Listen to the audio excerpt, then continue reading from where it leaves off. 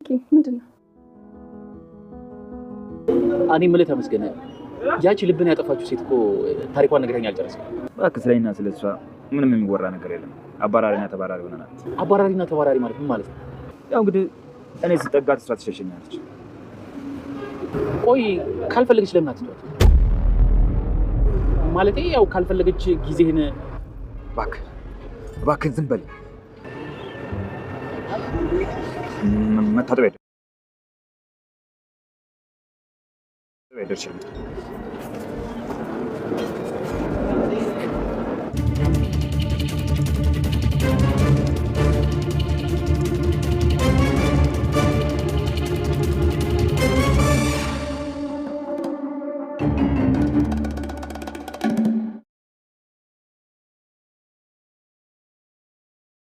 ካሊብ ትሁትን እንደሚወዳት ለአባቱ ተናገረ።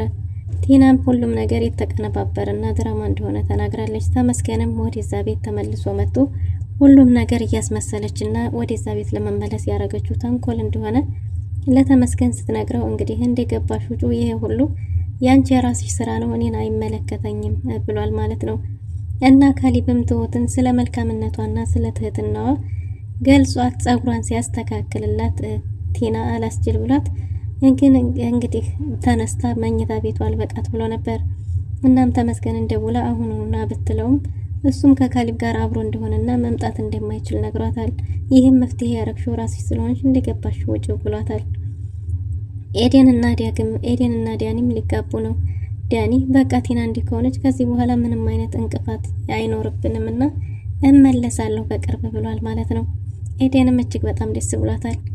ሰላም ውድና የተወደዳችሁ ውድ ቤተሰቦች እንደምን አላችሁ? በያላችሁበት የዓለም ዳርቻ ሰላማችሁ በዝት ይበልን እያልን ዛሬም በአዲስ መተናል። እናንተም በቅንነት ላይክ፣ ሼር፣ ሰብስክራይብ ማድረጋችሁን አትርሱ። በባለፈው ክፍል እንደተመለከትነው ትሁት ተከታታይ ድራማ እንግዲህ ቲና ራሷ ባቀነባበረችውና ሁሉንም ሴት አዘጋጅታ መጀመሪያ ዶክተሮችን ከዛም ባለመኪና ሁሉ ነገር ከተቀነባበረ በኋላ ለካሊብ እንዲደወልለት አድርጋለች።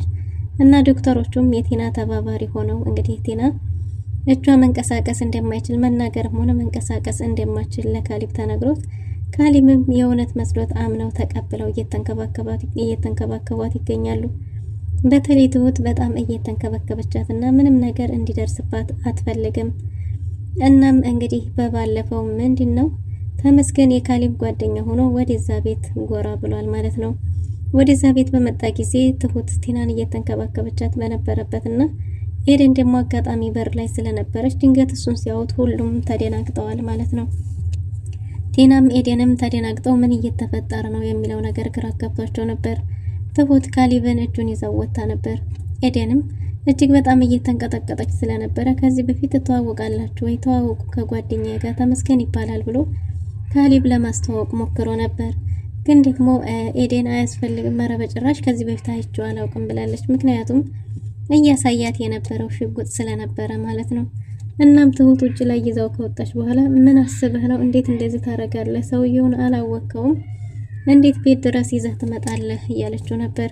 ካሊብም እሱን ለማጥመድና በቅርብ ለመከታተል ከዚህ የተለየ አማራጭ የለንም፣ ከዚህ የተሻለ በጭራሽ ሌላ መፍትሄ አይኖርምና ለዛ ነው እሱን ቤት ድረስ ይዤ የመጣሁት። ከዚህ በኋላ የኔ ጓደኛ ይሆናል፣ በዚሁ ይቀጥላል እያለች ነው። ኤደን እና ትሁትም ከዚህ በኋላም በተደጋጋሚ እዚህ ቤት ይመጣል ማለት ነው ብለው ነበር።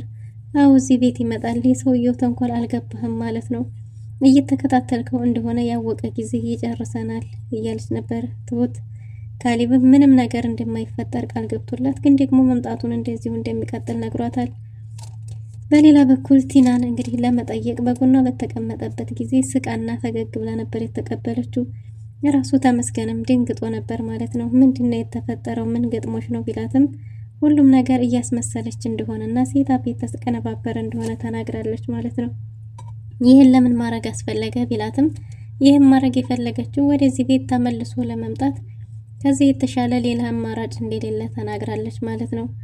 እናም አሁን ይሄ ለኛ ምን ይጠቅመናል ቢላትም እንግዲህ እዝኩና እዚህ ቤት ያለውን ነገር በሙሉ እየተከታተለች ለሱ እንደምታሳውቀውና እሱም በመፈለገችው በማንኛውም ጊዜ ወደዛ ቤት እንደሚመጣ እሱ ሀብትና ንብረቷን እንዲያስመልስላት እሷ ደግሞ ትሁትን አሳልፋ እንደምትሰጠው አሁንም በድጋሚ ስምምነት ፈጽመዋል ማለት ነው። እናም ቲና እንግዲህ ማስመሰሉን ተያይዘዋለች። ትሁትም እንደተለመደው በትህትና እየተንከባከበቻትና ያለመሰልቸት እየታዘዘችላት ነው። እናም እንግዲህ ምግብ እያበላቻት ባለ ጊዜ ትሁቴ ቲና እኮ ላንቺ ጥሩ ሰው አልነበረችም፣ መቼም ዙራ የእጇን አግኝታለች፣ ግን ደግሞ አንቺን እጅግ በጣም ብዙ ነገር አርጋሻለች።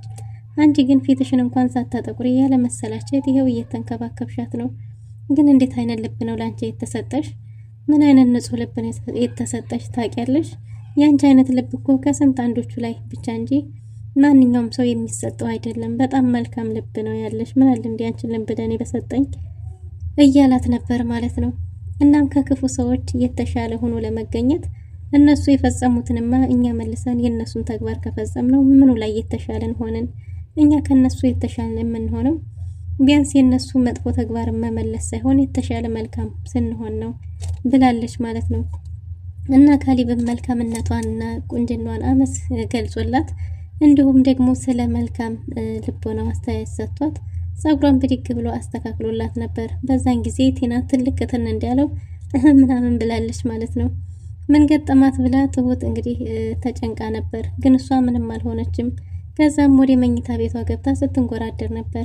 ጭራሽ ቁጭ ባልኩበት ጭራሽ ፊት ለፊቴ በጭራሽ እንደዛማ አይሆንም እሰራላችኋለሁ እያለች አሁንም እየፎከረች ነው። እናም እንግዲህ ቲና ስትንጎራደድ ለትንሽ በመስኮት አባዬ ስልክ እያወራ ሊያት ሳያያት እንግዲህ እንደወደቀች ቁጭ ብላ አሳልፋለች። እናም ደግሞ ለተመስገን ስልክ ደውላለታለች ማለት ነው። ተመስገን በሰዓቱ ስልክ ለማንሳት አልተመቸውም ነበር፣ ምክንያቱም ከካሊብ ጋር ነበር። በተደጋጋሚ ስትደውል እሱ ከሱ ፈቅ ብሎ ስልኩን አንስቶላት ካሊብ ጋር እንዲሆንና እንደማይመቸው ነግሯታል። እሷ ግን አሁኑኑ ወደ ቤት ካልመጣ እያለችው ነው። ተመስገንም እኔ መምጣት አልችልም፣ ይሄንን ሀሳብ ያመጣሽው ራስሽ ነሽ፣ ራስሽ እንዳመጣሽው አንቺ ራስሽ ተወጪው እንጂ በጭራሽ እኔ ወደዛ አልመጣም። አሁን እሱን ሸኝቸው እኔ ተመልሼ ቤቱ ስገኝ ሌላ ብዙ ነገር ያስጠራጥራል፣ ምን አስበሽ ነው ብሏታል። ቲናም አሁኑኑ ካልመጣ እያለች ነው። በዛ ላይ ደግሞ እኔ በገዛ እጄ በራሴ እጅ እንዴት ነው የቁም እስር ቤት የገባሁት? እሱ ይሄ ሽማግሌስ እንዴት ነው የቻለው ያን ያህል ጊዜ እያለች ራሷ ፈቅዳ ባረገችው ነገር መጸጸት ጀምራለች ማለት ነው። ኤደን የትሁትን ስሜት ለመረዳት እየሞከረች ነው። ኤደን ትሁትን እንግዲህ ካሊብን ታፈቅሪዋለሽ ወይ ብላ ብትጠይቃትም በጭራሽ ብላለች። እኔ እኮ እሱ አሰሪዬ እኔ ደግሞ ሰራተኛው ነኝ እያለች ነው። ትሁትም ከአሰሪና ከሰራተኛ የተለየ እኔና ካሊብ ምንም አይነት ግንኙነት የለንም እያለች ነው። ኤደንም እንደዛ አይመስለኝም፣ ሁላችሁም ስሜታችሁን እየደበቃችሁ ነው ያለችሁት። አንቺም ተወደዋለሽ፣ እሱም ይወድሻል። ግን ደግሞ ለምን ስሜታችሁን መደበቅ እንደፈለጋችሁ አላውቅም። ግን ደግሞ ስሜትሽን አትደብቂ እያለቻት ነው። ካሊብንም አባቱ እንዴ ትሁቴን አፍቅራታለሁ ቢለውም በጭራሽ እንደዛ የሚባል ነገር የለም እያለ ነው። የካሊብ አባትም አንተ ብትደብቀው ፊትህ ላይ እኮ ይታያል፣ እኔ አባትህ ነኝ፣ ደግሞ ትሁቴም ልጄ ናት። እናንተ ሁለታችሁ አንድ ላይ ብትሆኑ ከኔ የተሻለ ደስተኛ የሚሆን ሰው ማንም አይኖርም። ነገር ግን ትሁቴ አሁን እዛ ደረጃ ላይ ለመድረስ ብዙ እንቅፋት ማለፍ ይጠበቅብሃል። በጣም ብዙ መሰናክሎች ይኖሩታል። ትሁቴን አንተ ለማረግ አሁን አንተ ትሁቴን ያንተ ማረግ አችልም እያለው ነበር። የመጀመሪያው እንግዲህ ተመስገን ሲሆን ሁለተኛውና ሌላው ደግሞ ቲና እንደሆነችም ጭምር ተናግሯል ማለት ነው። ካሊብም ትሁትን ለመጠበቅና የራሱ ለማድረግ በጣም ብዙ ነገሮችን ማድረግ እንደሚችል ተናግሯል። እኔም እኮራብሃለሁ ልጄ፣ ትሁቴን ጠብቃት። ትሁቴ ደስ የሚል ንጹህ ልብ ያላትና እንዲህን ልብ ደግሞ ለብዙዎች የማይታደሉት የንጹህ ልብ ባለቤት ናት እያለው ነው ማለት ነው። ካሊብም ይህን ያህል ያስታውቅብኛል እንዴ ብሎ ከነቃህ ይቀራል በሚለው የአባቱን ምክር ተቀብሏል ማለት ነው። ትሁትም እንግዲህ ትኩረቷን ለካሊብ ያላትን ስሜት እሷን ብትደብቀውም አሁን ላይ ግን ካሊብም አፍ አውጥቶ ለሷ ለመናገር እየደረሰ ያለ ይመስላል። ግን ደግሞ ከተመስገን እንደሚጠብቃትና ተመስገን በምንም አይነት መንገድ እሱን አልፎ እሷን ሊጎዳ እንደማይችል በተደጋጋሚ ቃል ገብቶላታል። ኤደንም እሱን ካየችበት ሰዓት ጀምሮ እጅግ በጣም ተረብሸዋል። ግን ደግሞ ዳኒ በቅርቡ መጣለሁ፣ ሰርጋችንን ማድረግ እንችላለን እያለ ነው። ኤደን እጅግ በጣም ደስ ብሏት እንኳን ደስ አለሽ በይኝ ዳኒ ሊመጣ ነው ብላታለች። ዳኒ ሁሉንም ነገር ጨርሶ እንደሚመጣና እንደሚጋቡ ተናግራለች። ቲናም ደግሞ እሷን እያለው በህይወት ማንንም አያገባም፣ ሀብትና ንብረቴንም እወስዳለሁ፣ የቤቱንም ሰው ፈጃለሁ እያለች ነው። እናም ቲና እንግዲህ ቤት ውስጥ የሚወራውን እያንዳንዱን ኢንፎርሜሽን እየሰበሰበች ለተመስገን ማቀበሏን ቀጥላለች ማለት ነው። ካሊብና ተመስገን አንድ ላይ ሻይ ቡና እያሉ ካሊብ እንግዲህ ስለ ፍቅረኛው ተመስገንን እየጠየቀው ነበር። እሱም ሯጭና አሯሯጭ ሆነው እንደቀጠሉና አሁንም ድረስ እንዳለች ነግሮታል። የት ነው ያለችው ብሎ ቢጠይቀውም እዚሁ አዲስ አበባ እንዳለችና አሁን እሷን ለማግኘት እየቀረበ ያለ እንደሆነ ነግሮታል። ካሊብም ይህን ያህል ሯጭና አሯሯጭ ከሆናችሁ ለምን አተዋትም የሚል ሀሳብ አንስቶ ነበር። ግን ደግሞ ለምን ተዋት አልከኝ በሚል ስበብ ተመስገን አራስ ነብር ሆኗል ማለት ነው። እጅግ በጣም ተለዋውጦ እንግዲህ ለመረጋጋት መጸዳጃ ቤት ሊሄድ ብሎ ተጣጥቦ ፊቱን ከመጣ በኋላ ይቅርታ፣ እኔ በእሷ ጉዳይ ማንም ሰው አስተያየት ምክር እንዲሰጠኝ አልፈልግም። ምንም ቢሆን እሷ የኔና የኔ እንጂ የማንም ልትሆን አትችልም በጭራሽ ብሎ እምቢ ብሏል። እስከ መቼውም ድረስ እየተከተላትና እያሳደዳት እንደሚኖር እንጂ በጭራሽ ከሱ ተለይታ የሌላ ሰው ሆና እንድትኖር እንደማይፈቅድላት እንግዲህ ተመስገን ተናግሯል ማለት ነው። ካሊብም እኔ እኮ ላንተው ብዬ ነው ሯጭና ሯሯጭ ናችሁ አንዲት ሴት ልጅ ሳትፈልግ ተገዳ አንተ ጋር ብትሆንም እኮ ትዳር አይሆንም ብዬ ነው ቢለውም በጭራሽ በሷ ዙሪያ የማንንም ምክር አስተያየት እንደማይቀበል ተመስገን ተናግሯል ማለት ነው። እና ካሊብም እሺ በቃ ይቅርታ ብሎት በይቅርታ ነገሩን ፈተውታል። ግን ደግሞ ለምን እንደዛ ተባልኩኝ ብሎ ተመስገን በጣም ተናዶ ነበር ማለት ነው። እናም እሷን የማንም ሆና መኖር እንደማትችልና እሷ የኔ ትሆናለች የሚለው ሰው መሞት እንዳለበትም ጭምር ነግሮታል።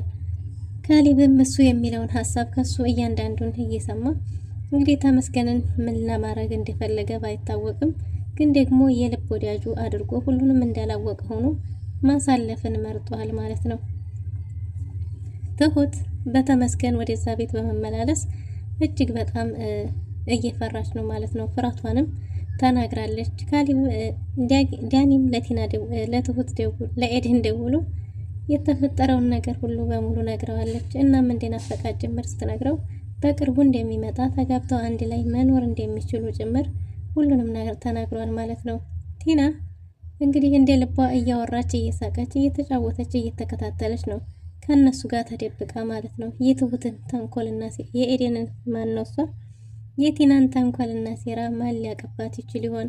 ወይስ ደግሞ እንዲያለው እንዴት ተመኘው ተመስገን ትሁትን በዚህ ሁኔታ አሳልፋ ትሰጠው ይሆን? ወይስ ምን ሊፈጠር ይችላል የሚለውን በቀጣይ ክፍል ይዘን የምንመጣ ይሆናል። ለዛሬ ነበረን ቆይታ ይመስል ነበር። መልካም ጊዜ